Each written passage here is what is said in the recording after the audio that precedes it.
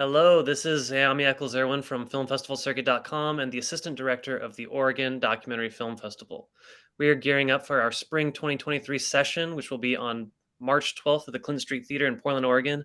Today, I'm talking to a very talented filmmaker, Harry James Dwinell, who is the director and editor of a riveting documentary, Good Intentions.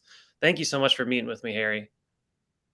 No, thank you. I'm so glad to be here, honestly. Well, let's jump into it. What inspired you to make Good Intentions? Yeah, so with Good Intentions, it's a documentary about the Peace Corps, and I was a Peace Corps volunteer in the Gambia in West Africa from 2017 until the worldwide evacuation due to Peace Corps in 2020, March of 2020. And despite some of the messages in my film, I love my service and I love my time there, and I cherish the time I spent there.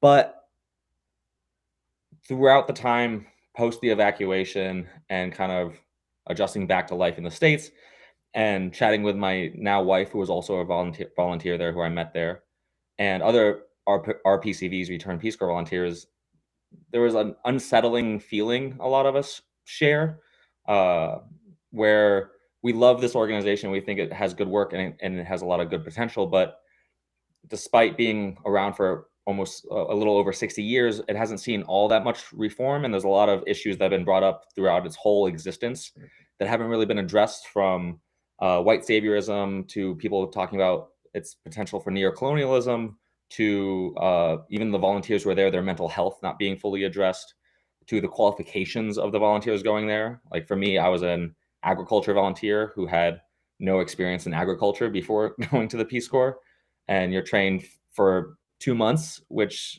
it doesn't seem like a whole, like you learn a lot, but not enough time to be going into these villages and training people who have been farming for their whole lives and feeling and we can't help, and there's things we can do, but it would be better if people were qualified going there. And that's just one of the issues that is brought up in this film.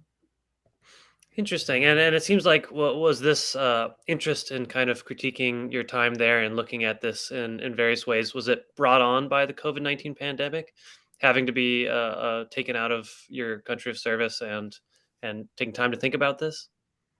A little bit. I think just the evacuation aside, like that definitely like fast forwarded the thought process. But in the film, I chat with volunteers who served in the 70s and the 90s and in the early 2000s, and all of them had these same thoughts. Differed on certain opinions here and there, but like the general overall theme, every single person I interviewed agreed that the Peace Corps needs to see some sort of reform. So it probably fast forwarded that feeling and those reflections. But these are thoughts that have been had since the existence of Peace Corps. Totally. Well, I'm kind of interested on the actual creation angle and the editing angle. What do you have any influences or any inspirations? I'm reminded particularly of a passage in your film towards the end where we have the sort of the speed round of questions, measuring people's gut reactions on their time with the Peace Corps. I really love that part. You have, I think, a very smooth and just really fantastic editing style, the way that you balance everyone's different responses to that. And I'm wondering, what's your background in editing? What is your background Mhm. in this type of filmmaking? Yeah. So for a long time, filmmaking and photography and editing were more so a hobby of mine. And then when I went to Peace Corps, that kind of got amplified, and I did a lot of media work for the Post. Uh, and when I extended into my third year in Peace Corps, I became the head of social media and media creation for the Post.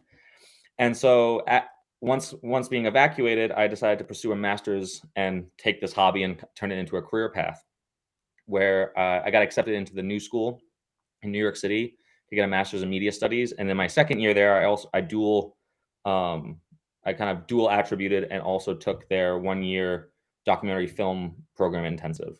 Intensive's not right. Certificate. And during that year is when I developed this film. And with the editing, a lot of what we talked about was in documentary. No matter what you do, even if you're trying to like pull everything back and show real life as much as you can, you're still picking parts to edit. There's still things you're choosing not to show. You're still curating a story, and there's a lot of stuff going on behind the scenes. And so I thought that related a lot with my themes, kind of talking about the Peace Corps, how Peace Corps like also has this curated image that it shows the world, which isn't untrue, but leaves a lot outside of the frame, of Peace Corps. And so going in and talking with my professors and colleagues, I thought it would be a fun and good idea to in my film show what was outside of the frame of the typical film. So in it, you see me as the interviewer a lot. You see the lights, you see the camera, you see me setting up lights and cameras. And at the same time, I'm pulling old advertisements from Peace Corps showing, but pulling them a little out of context to try to amplify what is being left unsaid. And so this kind of meta way of editing, where it also feels like I'm using a remote control to fast forward through the film to click and change channels as you're watching it, and really try to hit home that and kind of throw it in the audience's face is that yes, I am controlling this. I'm trying to point out to you this is being controlled by me, but I'm also trying to break down the process of a documentary while also breaking down the process of Peace Corps at the same time. I love that. I mean, it's so apt to the film that you're making, and it's nice to not efface the person who is behind the camera and making these decisions. But yeah, no, it's great. The form informs the message. I think that is a very such a strong thing in your film. I wonder though, what challenges did you face making this film, both technically and maybe even emotionally, from having such a close perspective with the subject matter? Yeah, I think the biggest challenge for me was cutting it down, honestly. Each interview with these volunteers who donated their time were 2.5 hours to 3 hours long, and there's seven interviewees. There's even a whole interviewee that I had to cut out entirely, which hurt a bit. And so they're really chopped down, and I was just trying to find the core of the message that would work with this film. And so that was a big challenge for me. And I was a struggle with my professors of like really, like they're like kept meeting with me like you have to cut it down more. Like it's just stretched, and you're going to be presenting it to people who most of them probably won't be Peace Corps volunteers, even though that'll be a part of your demographic. A lot of people will be coming to this without any knowledge of the Peace Corps. So how do you condense it to a point where it's digestible for those people? And so that was a big challenge. And I will say, actually, on that note, my plan in the future, which I'm hoping to have done by about midsummer, is to have a website up for this documentary where the full interviews will be included for those that want to see it. To again reinforce the fact that yes, I have a film that kind of takes away from a lot of these interviews, and I pick out the moments I want to include, but I want to make sure the whole interviews are accessed for those that want to see it in case they're curious about more of these volunteer stories or more of what they had to say on these topics.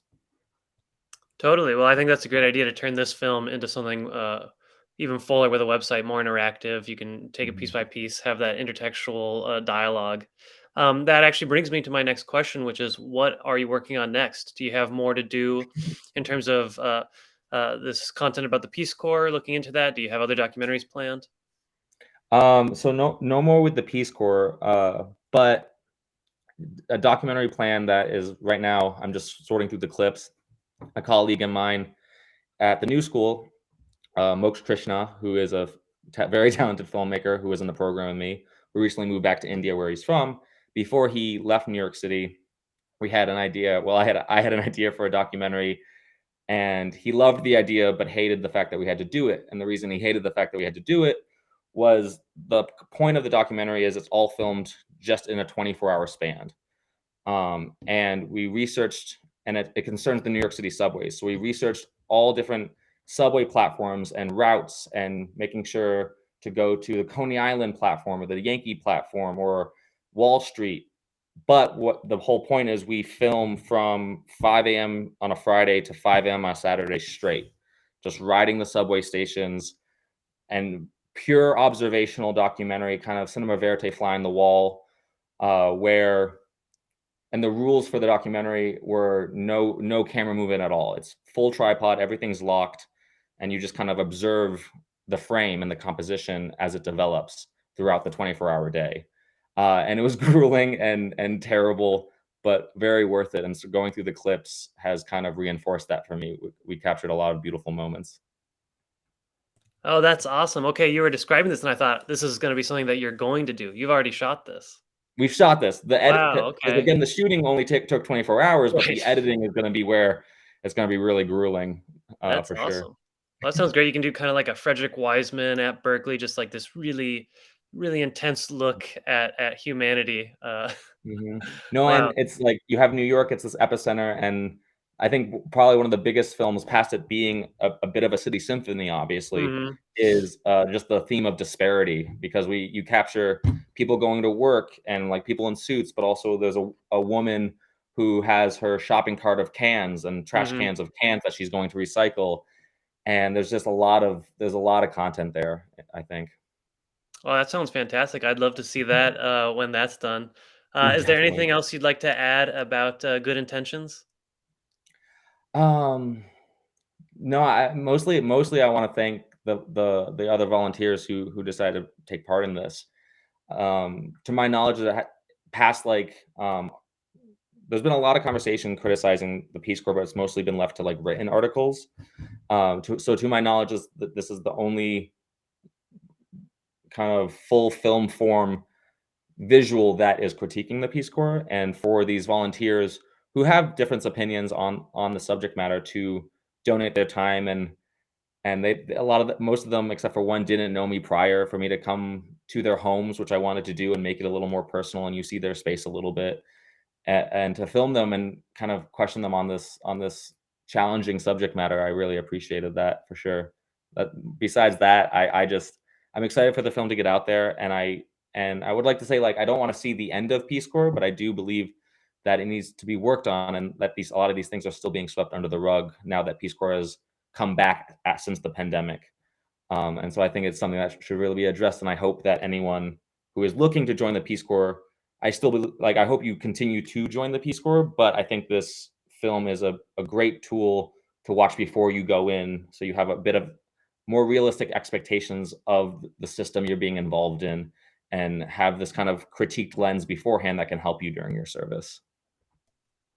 Well, thank you so much for talking with me. Fantastic work on this. I'm looking forward to seeing lots more from you. Thank you And so much. I appreciate it. thank you. I'll see you around. Mhm.